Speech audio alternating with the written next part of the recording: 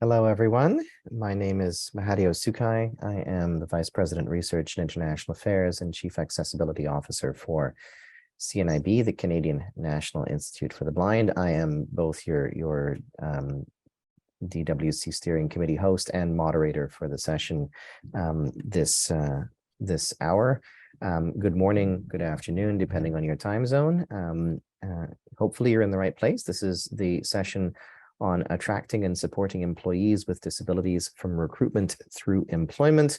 And in this session, the first part of it, we're going to hear from Karen Kelsey at Lime Connect Canada with respect to work that Lime Connect is doing within this space.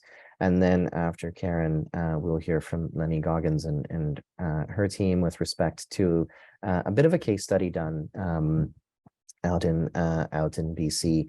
And after the two presentations are complete, we'll have about 15 minutes or so for Q&A. Feel free to put any comments or questions that you have inside the Q&A box in the Zoom webinar. Or you can raise your hand and Nav or myself will upgrade you during the question and answer session into sort of the panel space where you can unmute and be able to pose your question verbally if you so choose. So without any further ado, I'm going to pass the floor over to Karen. Thanks very much, Mahadio. My name is Karen Kelsey, and I am the Relationship Manager for Canada for Lime Connect. I am a white woman with short, curly, graying hair. I'd like to say it's prematurely graying, but that's not true. I also have, I'm wearing glasses and I'm wearing a light blue turtleneck today. And so I'm going to walk you through a presentation, and I'm just going to share my screen. So I am very pleased to have this opportunity to be able to talk to you a little bit about attracting and supporting candidates with disabilities through the recruitment process today. And before I get into that piece of it, I just wanted to share a little bit about Lime Connect for those of you who are not familiar with us. So we are a not-for-profit organization focused on rebranding disability through achievement.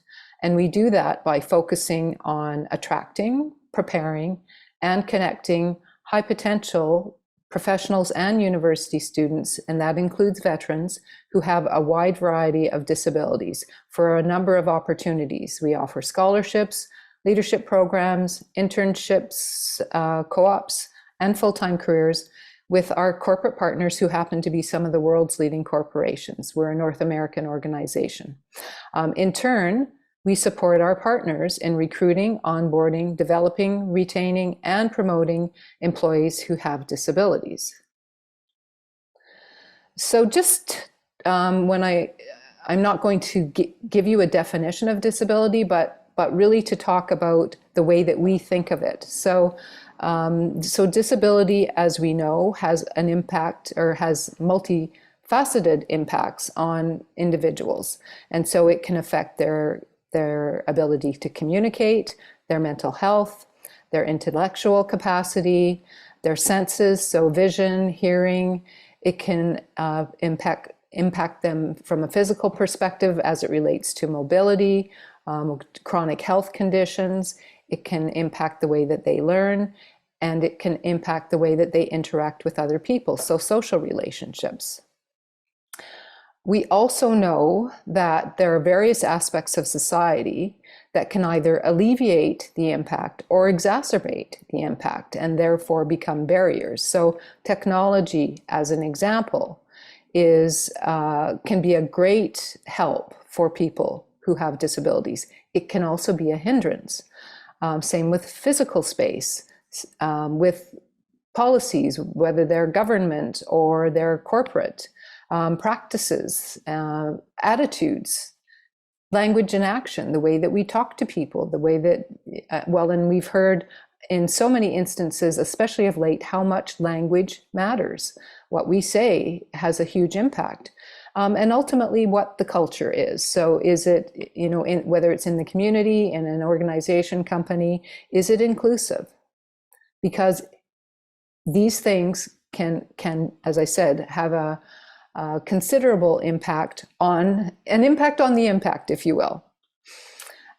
So what are some of the best practices for an employer to be successful in attracting and hiring individuals with disabilities? I think one of the things is to really highlight disability as an element of the overall diversity, equity, and inclusion value statement. I think it's not safe to assume that everybody realizes that when you're talking about diversity, that includes people with disabilities. And I know even from my conversations with recruiters that sometimes their focus on diversity is more about race and not so much, or maybe even about the LGBTQ2A plus community. It isn't necessarily about disability. So it's important to highlight that, to be very proactive in your recruitment focus with as it relates to people with disabilities. So again, don't assume that people who have disabilities feel that they're welcome to apply. And one of the ways that can really help others or people who have disabilities to feel welcome is if the jobs that are getting posted, if those postings use language that is flexible and goal oriented. So not talking specifically about how the job must get done, but more what are the outcomes that are required? What are the ultimate goals? Walk the talk. So I think there is a lot of talk going on these days about disability, especially as it relates to employment. But it's really important to follow through with action, because otherwise people will start to feel disenchanted that it's all very well and good to say that it's important, but if you don't follow through with the action, then your actions really belie your words. To create and nurture an environment that encourages disclosure for success throughout the employee experience, because ultimately, and not every person who has a disability requires an accommodation, but if they do, you want to create that environment that is going to allow them to feel confident and comfortable to go ahead and do that. So what is the role of the recruiter in all of this? So as a recruiter, I think you're oftentimes the first representative of a company or organization that a prospective employee will encounter. And so you really want to project that welcome, to understand the disclosure decision. So realize that it's personal, that it's well considered.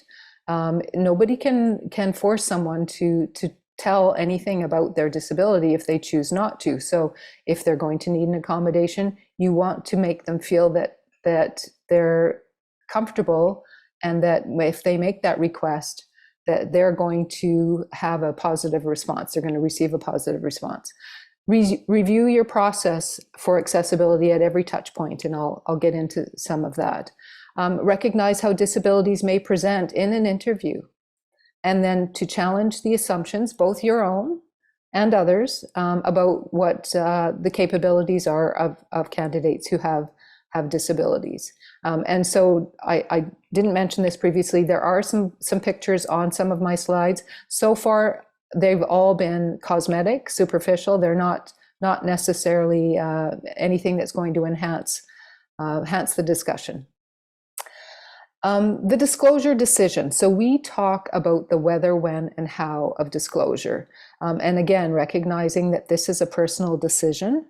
And so the question is, if someone is going to need an accommodation, then it's important that they talk a little bit about their disability, at least the impact that it's going to have on them as it relates to their employment. And then if they've made that decision because they know that it's going to be critical to their success, when's the opportune time to make that request, and how might they go about it? Because we know that there are lots of concerns around disclosure, and they're legitimate. They can be based on an individual's experience or what they've heard from other people. And so I'm just going to give you some quotes from some of our network members. So When I say a network member, these are people who've joined Lime Connect and are able to access our resources. And so, so this person talks about, well, so one, the belief that people will judge me before they know me. So this person says, I tell people only what is relevant to the situation. I try to tell them as little as possible because I know they'll think of me as different and potentially inept. Somebody else talks about the fear of negative reactions or perceptions. Always requesting accommodations and disclosing can be hard. It is like you're always explaining and answering questions and receiving either petty remarks or hero remarks about how you do what you do. The concerns that it will impact my career. If I am one of 2 candidates that a company is considering, and I disclose that I have a disability and need an accommodation to the job, why would they choose to hire me? Which is one of the reasons why we really focus on the strengths and skills that individuals with disabilities bring to the workplace. And some people just don't know how to have the conversation. So this person says there aren't many opportunities in the workplace where a discussion of vulnerability takes place in a frank manner. So I think a lot of people who've worked in the corporate environment know that people are always showing or doing their very best to show how good they are, what a great job they're doing. And so anything that is a perception of weakness is not something that people are going to readily share. And so if someone feels that their disability is a weakness, versus, thinking about some of the strengths that come along with that disability, they may be reluctant to have that conversation. There are a number of opportunities throughout the recruitment process to disclose. And so it can happen during the application process.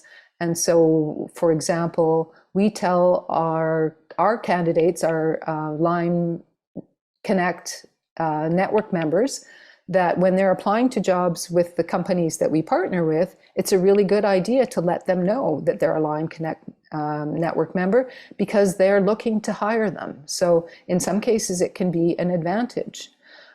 Prior to the interview, so if someone is going to need an accommodation to be successful, either for an online assessment leading up to the interview or during the interview itself, then it's really important to disclose enough information to get that accommodation put in place.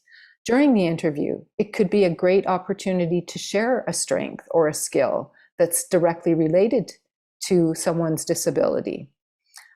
Post-offer, a lot of people, I think, will wait. So if they don't need an accommodation prior to the offers, they've been able to successfully get through the rest of it without making a request for an accommodation, but they are pretty certain that they're going to need an accommodation to do the job, then they will wait until they've received that offer. I think they feel more confident because they have been chosen as the best candidate, and so then they have that confidence to make that request. We always recommend that people, if they know they're going to need an accommodation, to give an employer enough time to get that accommodation put in place so that the person has all the tools that they need, just as we would expect any employee to have the tools that they need to start the job. But sometimes it doesn't happen until people are actually employed. In some cases, people believe that they are not going to need an accommodation, and then once they've started to do the work, they realize that that is not the case, that they really do need some additional support. And then, of course, things change. So health can change, accidents happen. But regardless, we always recommend that if someone is going to need an accommodation to be successful doing the job, that they make that ask. So during the recruitment process, I talked about a lot of touch points, but I think even thinking about the recruiting process itself, is it really accessible? And I think this is an opportunity for organizations and companies to really give some strong consideration. So as I said before, technology can really be assistive, but it can also be a hindrance. So for example, if someone is using a screen reader, is the technology that is being used in the workplace, or in the applicant tracking system, is it compatible with screen readers? Is closed captioning available if it's something that's going to help someone get through the recruitment process, the interview process? Online assessments. So we hear this time and time again. So a lot of third-party providers who manage or implement these online assessment tools will say that they are accessible, but we hear from our network members, and honestly, I've tested a couple of them myself, and they would be very challenging for someone, whether it's attention deficit, some other processing disorder. There are many ways in which they are not accessible. So I think it's really important to really test them and to provide alternatives if people with disabilities are not going to be able to complete them successfully. And then finally, the interviews themselves. So are they going to be virtual? And so again, depending on the nature of the disability, someone may require an accommodation. For someone who's hard of hearing, as an example, if the initial interview might be on the phone, then of course that's not going to work very well. So what are the alternatives? So it's really important to test through every stage the accessibility of the process. And then how do disabilities actually present in an interview? Because I think the standard recruitment process, at least historically, has had certain expectations. They expect candidates or interviewees to behave in a certain way to demonstrate their interest and their commitment to a job or to a company. And so in this particular slide, I have two pictures. So one is a picture of a young woman who is looking upwards. She's wearing glasses. She's looking upwards, and there are symbols all around the back of her head, really to portray all kinds of thoughts going through her mind. And so as she's got her chin resting on her hand. And so if you were a recruiter, you might think she's not really that interested, or she's very distracted. She's not fully engaged. Either, she thought she really wanted this job, but now she's not sure. So she's not really fully committed. And that might not be the case at all. It may be the way that she's presenting herself could very well be related directly to her disability. And so I think that's really important for recruiters to be aware of.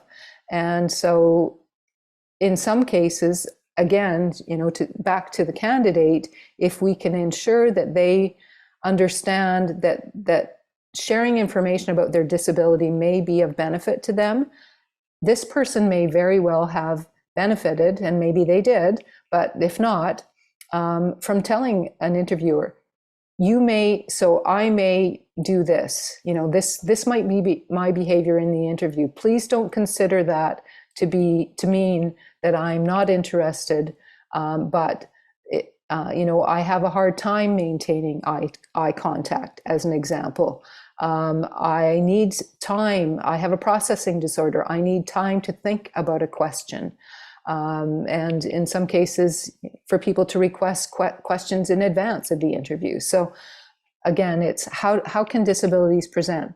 And in the other picture, we've got a young woman standing and shaking hands with a young man who's seated in a wheelchair. And so they are looking directly at each other. But as I said, everyone is not comfortable making direct eye contact or maintaining eye contact with people. It could be because of low vision. It could be because they're on the autism spectrum. But for whatever reason, it's not possible. And it isn't a sign that the person isn't really interested. Or a strong handshake. Now, people aren't shaking hands as much as they did pre-pandemic, although I've been to a couple of events lately, and there's still lots of handshaking going on. But everybody isn't capable of shaking hands. And even if they've got two hands, they may not have the strength to be able to do that. And so I think, some of these traditional, this is the way you behave in an interview, that behavior, it isn't always relevant for people who have disabilities, and it's good to be aware of that. And also to recognize that there are assumptions that we all make, I think, and it's important to check those. So I've got a picture here, and it says, limiting beliefs does not equal facts. And so this, there's a quote from one of our network members who says, sometimes with disabilities, the bar is set very low. Even just going to college can be seen as this great success, but that doesn't set a path for reaching a really high level of potential. And I think all of us make assumptions. I mean, it's part of how we get through life. We have certain perceptions that allow us or enable us not to think about every little thing that we have to do, every little decision that we have to make. And so we have assumptions, and it's important for us to check those, especially as it relates to people with disabilities and employment, because people who have disabilities have just as much potential as people who do not have disabilities, given accommodations that they may require in order to be successful, really to level the playing field in a world that wasn't necessarily designed for them. So I think it's important to check, as I said, our own, but also those other people who may be involved in the hiring process. And as I said, we talk a lot about the strengths and skills that people who have disabilities bring. And so I'm not going to go through all of these, but I think you'll probably recognize some of them yourselves. Someone who has to find different ways to get things done in their daily life becomes a very creative problem solver. People who struggle to do things, try and fail before they're successful, develop determination and resilience. Also specialized skills. So one of our board members was a lawyer, or was a board member, is a lawyer, and is blind, and he credits his negotiation skills to being a very effective listener, that he was able to hear the change in the tone of somebody's voice that gave him the impression that they were willing to accept an offer. And so he used that to his advantage. Patterns and systems. People who are on the autism spectrum, for example, often will see patterns and systems in information and data that others don't necessarily see. Neurotypical people don't necessarily see, which gives them a huge advantage in doing certain types of work. So there are lots of skills and strengths that are specifically related to people's disabilities. So some key touch points as we go along the way here. So one, ensuring job postings are written with a focus on end goals, what needs to be accomplished versus how the job gets done. Providing clear communication about how to request an accommodation at each stage in the process. You might even include a statement about that, about how to request an accommodation in your email signature. To share details, as many as possible, about the interview structure, what the format is, the timing, so that candidates can identify any accommodation needs they might have. To provide standard accommodations, such as live captions and visual descriptions. To be the champion for accommodations and ensure candidates have what they need to be successful at each stage. So if you're the recruiter or the hiring manager, somebody needs to take on the responsibility of ensuring that when an accommodation request is made, that it gets fulfilled. Highlight the accomplishments of employees with disabilities and promote the efforts of your employee resource groups. So it's a great thing to share, whether even on a company's webpage, to highlight the accomplishments of people with disabilities, and to share with people as they're applying that you have employee resource groups that they can join and take advantage of. Ultimately, a successful accommodations request process is obvious and it's clear, so people know where to find it and they know how to follow it. That it's individualized and human, so every accommodation doesn't look the same.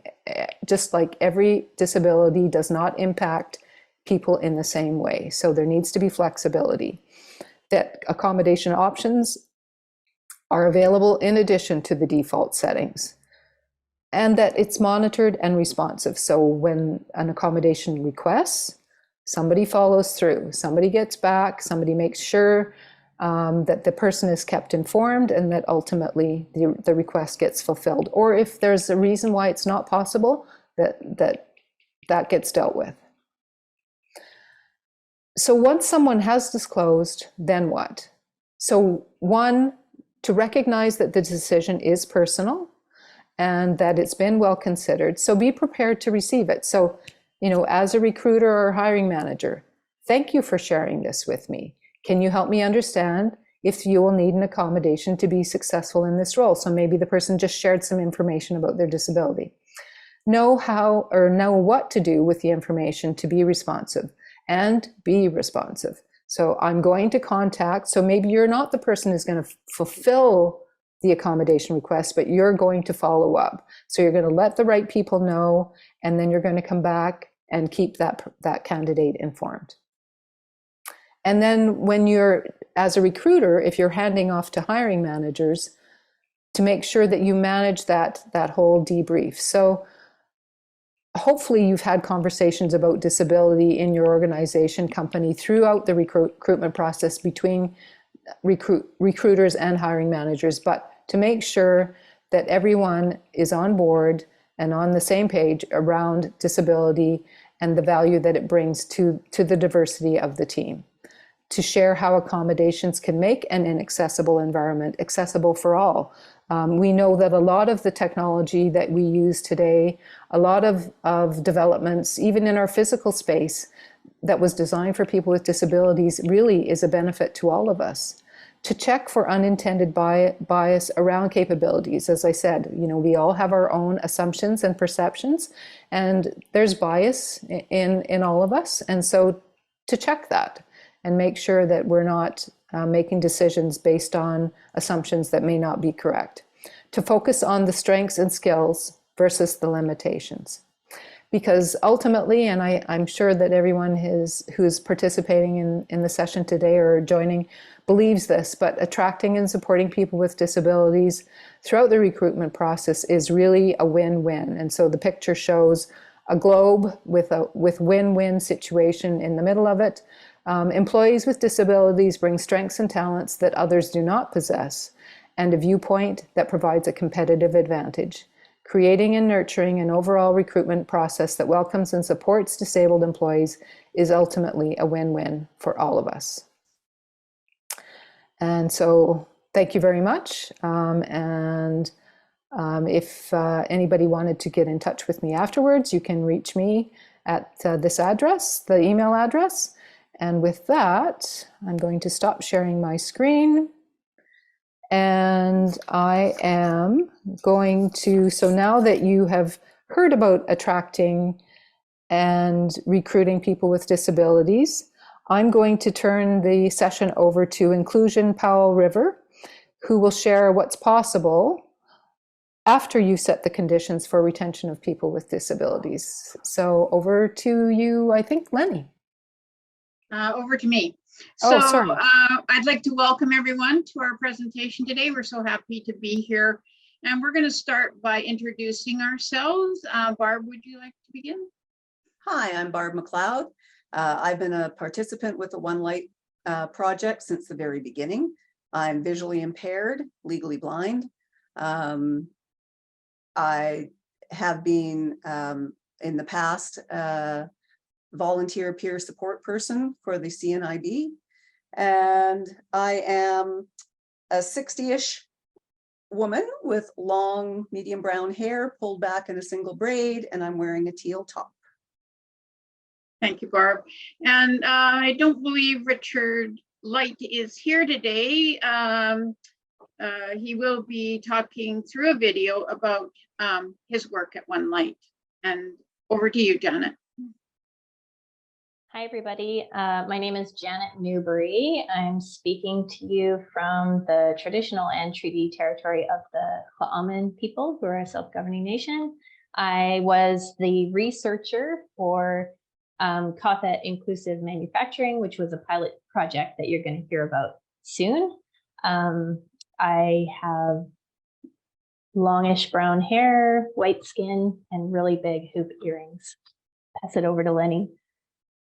Hi, everyone. My name is Lenny Goggins, and I was the project manager for the Kothet Inclusive Manufacturing Pilot Project. I'm also in Tla'amin territory in the region of Kothet, which is about 150 kilometers north of Vancouver, and you can only get here by boat or airplane. So just to give you a sense of where we are.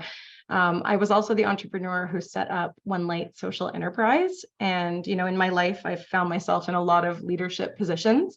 But with this project, I really did need to follow, and that made all the difference. So thank you, Lilla.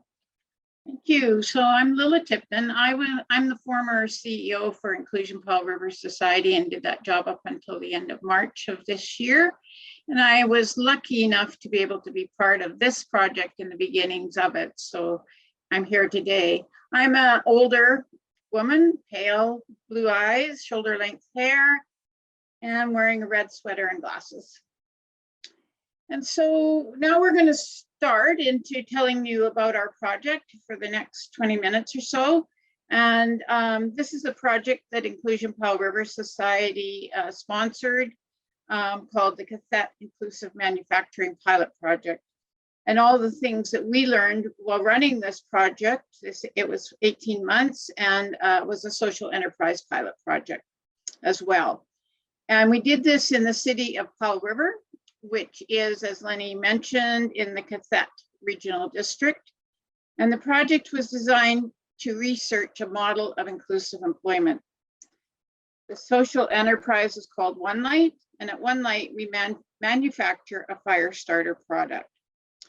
You will hear from the two people who worked at One Light, Barb and Richard, and they will talk about why, at a time when most employers are having a hard time hiring and keeping their employees, that One Light has a wait list of people waiting to work there. And the One Light employees are staying, not leaving. One Light does not have a retention problem, unlike most employers today. And now we're going to show you, we're going to put up a PowerPoint, although the presentation is not dependent on that because we will be speaking and presenting verbally. Lenny will put on a 1-minute video to tell you a little more about our One Light project. Thanks, Lenny.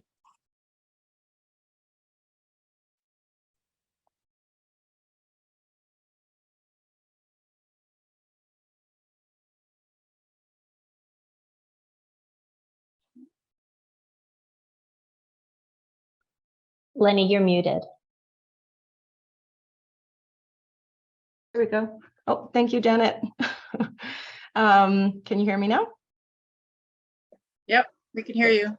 Yeah, sorry, I neglected to describe myself. I have pale skin, dark hair. I'm wearing a black toque and I'm wearing a very warm fuzzy sweater, and I am presenting from One Light. So you may hear hammering in the background as this is a manufacturing facility. So I'm going to be the one with the pointer for the PowerPoint. So yeah, thank you.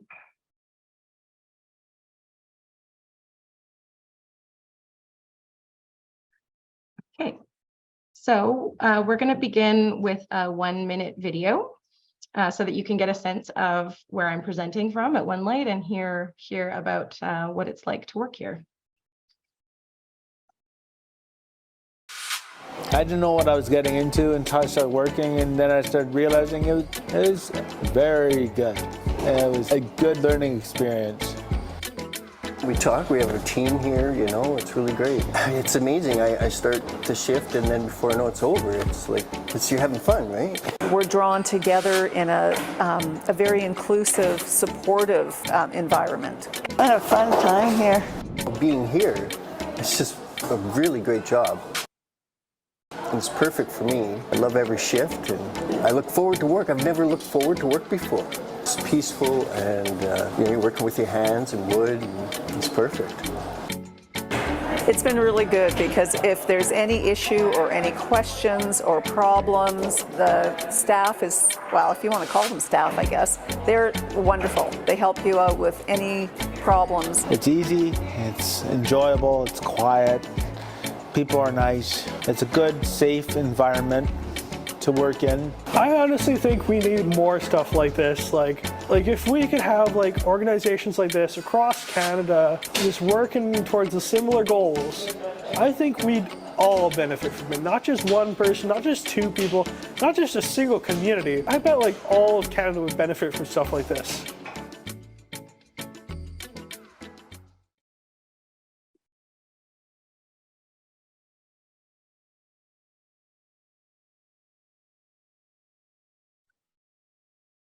All right.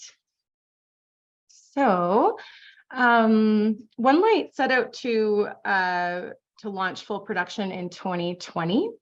And at this social enterprise, we applied a model of inclusive employment. We discovered that not only was our retention very high, but the impacts were felt on an individual level, an organizational level, and a community level. So OneLight employs people with and without disabilities to manufacture a fire starter that is made from recycled materials. Our tagline is the life-changing all-in-one fire starter. And this is the product here in front of you. So to describe it, the wood we collect from construction sites, we cut it into little matchsticks. We bundle it using a cut toilet paper roll cuff that surrounds the wood, and then we submerge that in recycled wax. We collect this wax around Vancouver and Vancouver Island, and render it here at our facility in Cothette. Our goal is, twofold. So we have a social goal as well as an environmental goal of diverting waste from the landfill. In terms of the folks that work at OneLight, 91% of employees identify as having a disability. So that includes physical and mental health disability, intellectual developmental disability. So it's pan disability. 30% of the employees that participated in the 18-month pilot requested formal accommodations. And 85% of the employee participants that worked at OneLight were single adults without children. And here in BC, that is the demographic most likely to be living in poverty. The word Cothette in Cothette Inclusive Manufacturing means people working together. It was gifted to our region by the Tla'amin Nation. And we're very grateful to get to operate this project here on Tla'amin territory. And I'm just going to hand this over to Janet, who's going to tell us a little bit more about the research. Okay, so we aren't focusing on the research because we have such limited time for this presentation, but just to give you a sense of what it entailed, it was an 18-month pilot project, and this whole entire slide isn't actually showing, so I'll just tell you what it's about. It's about participation. So at 6-month intervals, 3 times throughout the 18 months, everybody who works or is involved with OneLight had the opportunity to express how it was going for them. So we reached out to everybody who worked there, including supervisors and employee participants, the family members, as well as the advisory board. And here we have sort of a bar, like a bar graph of each of the 3 phases. And what is remarkable is that participation in the research actually increased from phase to phase. The gray columns are interviews. We also gave people the opportunity, if they would prefer not to do an interview, they could complete a survey or they could submit a journal. The interviews were the most popular, and increasing number of people participated in the interviews at each phase. And it was valuable because OneLight was able to learn from phase to phase and make shifts in how things were done based on what was being learned through the research. So now we will describe for you what we called our 5 teachings, the things that we have learned from the project. And those are, first of all, training. We provided on-the-job training as well as team training, flexibility, flexible schedules, task modification, where the work is fit to meet individual needs. Natural supports, emphasizing a culture where coworkers support each other. Equity, everyone is paid fairly and has equal access to diverse jobs. And an inclusive culture, setting up the conditions where everyone can belong. So Barb is going to start with talking about training. Thanks, Lola. Before I start, I just wanted to mention again that I am visually impaired, and I know from public speaking in the past that you're just supposed to have notes. I can't do that, so I'm afraid you have to bear with me as I put my notes against my nose. We began our 18-month project with 2 weeks of team training. Why? I thought I was signed up for a research study. But we began by learning about the history of how people with disabilities have been treated over the years. We learned about Woodlands and Essendale. We heard of the horrors and the abuses, but we have to understand where we have been to know where we're going. We did role playing and answered questions like, what is our greatest power in the workplace? My greatest power was what I say to people and how I say it. We discovered our gifts, how we each have gifts, and which gifts do we bring to the workplace. My gift is my friendship. But since completing the pilot project, I have began to understand that I also bring caring, compassion, understanding, and good listening skills. The participants were not the only ones to take part in the team training. All the supervisors did as well, and this made for a unique situation. I felt our supervisors were on the same level as the rest of us, and they were very easy to approach. As the 2 weeks came to a close, we had gotten to know each other and what each person's gifts were. The awkward and uncomfortable feelings of starting a new job, but not knowing the other employees, was absent. The team training built bonds, reduced anxiety, and put each one of us at ease to begin our on-the-job training. So why did we do team training? It was brilliant and the right thing to do. Thanks, Barb. And now we'll hear from Richard.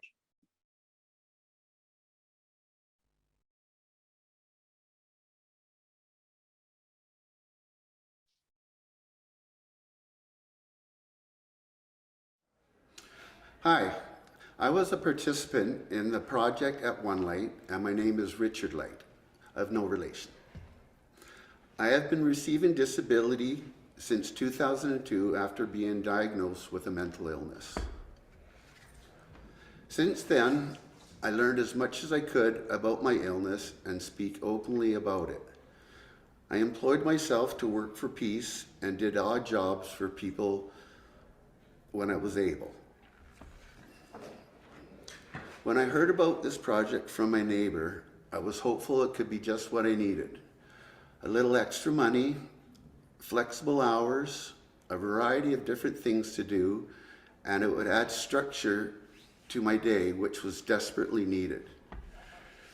For I've been in and out of the hospital suffering with depression and suicidal thoughts. When I applied at One Light, I was greeted warmly and heard this amazing vision of inclusive employment. I was 100% on board. All I needed now was to be accepted. Thankfully, I was. One employee asked me if I thought my last name had anything to do with it. I was hired later on in the project, so I did not get to attend the team building workshops.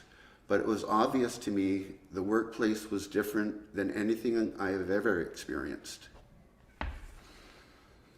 Instantly, I felt welcomed and supported. I also liked the way people with different abilities were working together as a team. My first shifts were evenings.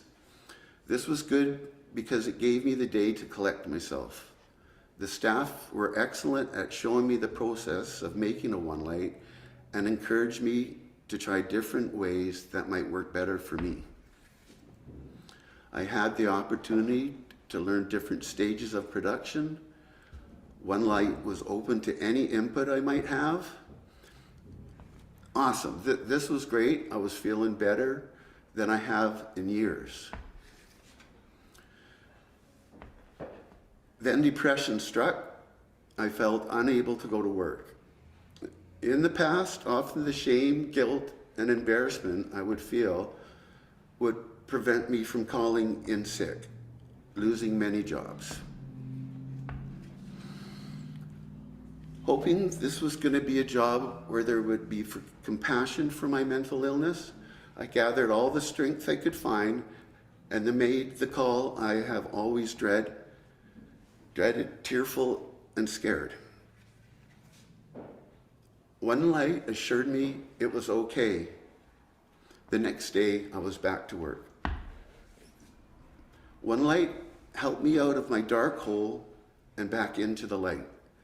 I have fallen back into that hole of hopelessness, but each time One Light has been compassionate, empathetic, and supportive. I have made new friends, rekindled past friendships, gained confidence, and was even able to have savings in my bank account. One Light has put hope back into my life. My name again, Richard Light, of Relation, because they have become family. Peace and love.